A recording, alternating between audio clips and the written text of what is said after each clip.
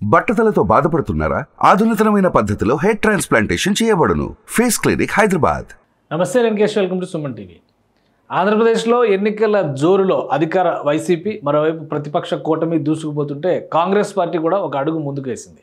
ఆంధ్రప్రదేశ్లో పోటీ చేయాల్సినటువంటి అభ్యర్థులు, అలానే పోటీ చేసేటువంటి స్థానాలు, వీటిపైన ఒక స్పష్టమైనటువంటి కసరత్తు జరిగింది. అలానే 117 అసెంబ్లీ నియోజకవర్గాలకు సంబంధించి అభ్యర్థుల్ని నిలబెట్టేటువంటి క్రమంలో ఏఐసిసి క్లియరెన్స్ ఇచ్చినట్టుగా తెలుస్తుంది. మరోవైపు 17 లోక్సభ స్థానాలకి పిసిసి ప్రతిపాదించినటువంటి లోక్సభ అభ్యర్థుల జాబితాను కూడా ఏఐసిసి ఆమోదించినట్టుగా తెలుస్తుంది.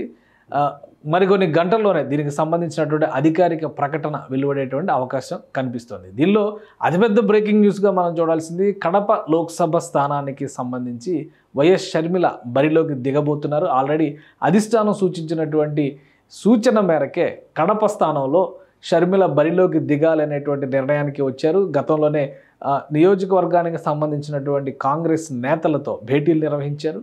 వైనాట్ కడప అనేటువంటి నినాదంతో కడపలో బరిలోకి దిగాలి అనేటువంటి సంకేతాలని ఆ రోజు ఇచ్చారు. ఫైనల్గా అధిష్టానం ఈ కాంగ్రెస్ పార్టీ రాష్ట్ర కాంగ్రెస్ నేతలు చేసినటువంటి ప్రతిపాదనల్ని ఆమోదించినట్టుగా తెలుస్తుంది. ఈరోజు ఏఐసిసి ఎన్నికల కమిటీ ఒక కీలకమైనటువంటి సమావేశం నిర్వహించింది. ఈ సమావేశానికి మల్లికార్జున ఖర్గేతో పాటు సోనియా గాంధీ, అలానే మరికొంతమంది కీలకమైనటువంటి నాయకులు ఇందులో పార్టిసిపేట్ చేశారు.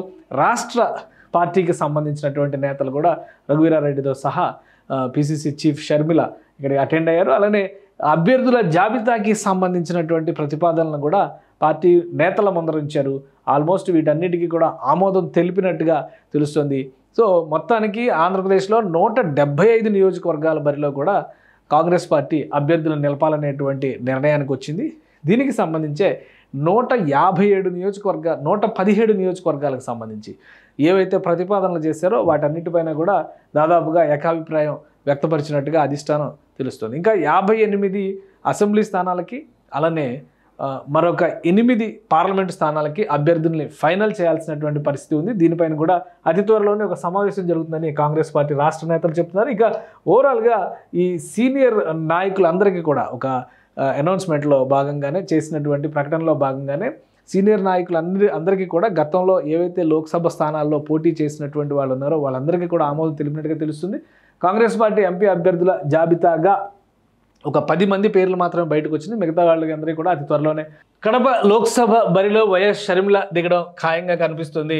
ఆమె అభ్యర్థిత్వాన్ని అధిష్టానం కూడా క్లియర్ చేసింది. ఇక మిగతా కీలకమైనటువంటి నేతలు గిడుగు రుద్రరాజు, మాజీ పిసిసి చీఫ్, ఆయన రాజమండ్రి నుంచి లోక్సభ బరిలో దిగబోతున్నారు.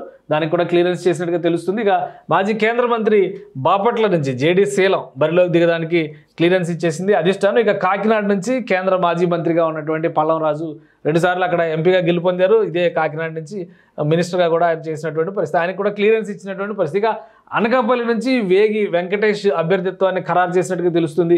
విశాఖ నుంచి సత్యారెడ్డికి అవకాశం కల్పిస్తున్నారు. ఏలూరు నుంచి లావణ్య అభ్యర్థిత్వాన్ని కాంగ్రెస్ పార్టీ అధిష్టానం ఓకే చేసినట్టుగా తెలుస్తుంది. ఇక రాజంపేట నుంచి నజీర్ అహ్మద్ ఇక్కడ బరిలో నిలవబోతున్నారు కాంగ్రెస్ పార్టీ లోక్సభ అభ్యర్థిగా. చిత్తూరు బరిలో చిట్టిబాబు నిలవబోతున్నారు కాంగ్రెస్ పార్టీ అభ్యర్థిగా ఈ 2024 లోక్సభ ఎన్నికలకు సంబంధించి. ఇక హిందూపురం నుంచి షాహీన్ని బరిలో నిలపాలనేటువంటి ఆలోచన పిసిసి చేస్తుంది. దీనికి కూడా క్లియరెన్స్ ఇచ్చింది. సో ఓవరాల్గా చూస్తే కనుక మొత్తం 117 నియోజకవర్గాలకు సంబంధించి, అసెంబ్లీ నియోజకవర్గాలకు సంబంధించి అధిష్టానం క్లియరెన్స్ ఇచ్చింది.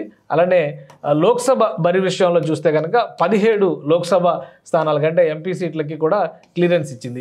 వీళ్ళందరికీ అభ్యర్థుల జాబితాని అతి త్వరలోనే అధికారికంగా రిలీజ్ చేసే అవకాశం ఉంది. ఇంకా పెండింగ్లో ఉన్న స్థానాలు చూస్తే ఎంపీ స్థానాలు ఒక 8 కనిపిస్తున్నాయి.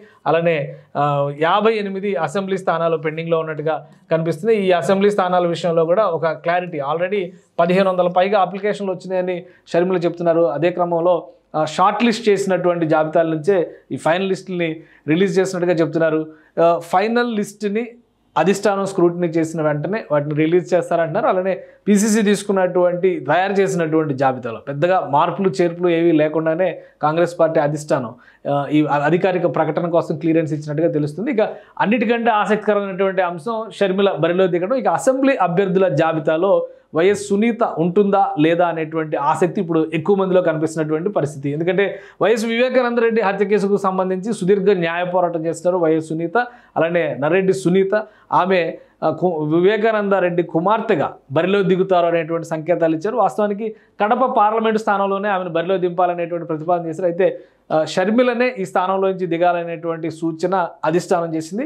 ఇప్పుడు తాజాగా జరిగినటువంటి చర్చల్లో భాగంగా సునీత జమ్మలమడుగు ఎమ్మెల్యే అభ్యర్థిగా బరిలో దిగుతారా లేదా పులివెందుల ఎమ్మెల్యే అభ్యర్థిగా బరిలో దిగుతారా, ఈ రెండు అంశాలపైన చర్చ జరుగుతుంది. ఒకవైపు పులివెందుల, మరొక వైపు జమ్మలమడుగు, ఈ రెండింటిపైన చర్చ జరుగుతుంది. అయితే ఒక ఈక్వేషన్ కూడా కనిపిస్తుంది. జమ్మలమడుగు విషయంలో సునీత తల్లిని జమ్మలమడుగులో బరిలో నిలిపేటువంటి అవకాశం ఉంది అనేటువంటి సమాచారం కూడా అందుతుంది. సో ఎమ్మెల్యేలుగా 117 మంది ఫైనల్ అయినటువంటి జాబితాలో ఈ నియోజకవర్గాలు ఉన్నాయా లేవా అనేటువంటి చర్చ ఆసక్తికరంగా మారింది. మొదటిసారిగా వైఎస్ ఫ్యామిలీ వర్సెస్ వైఎస్ అనేటువంటి వైఎస్ ఫ్యామిలీ అనే ఈక్వేషన్ ఇక్కడ వస్తుంది. రాజశేఖర రెడ్డి మరణం తర్వాత పులివెందుల్లో వైఎస్ వివేకానంద రెడ్డి పోటీ చేసేటువంటి క్రమంలో వైఎస్ విజయమ్మ పైన ఆయన తలబడినటువంటి పరిస్థితి ఉంది. అప్పుడు మొదటిసారిగా YS family versus YS family అనేటువంటి ఈక్వేషన్ వచ్చింది. ఇప్పుడు మళ్ళీ చాలా కాలం తర్వాత ఈ డిస్కషన్ జరుగుతుంది. అంటే దాదాపు 12 ఏళ్ల తర్వాత ఈ చర్చ నడుస్తున్నటువంటి పరిస్థితి ఉంది.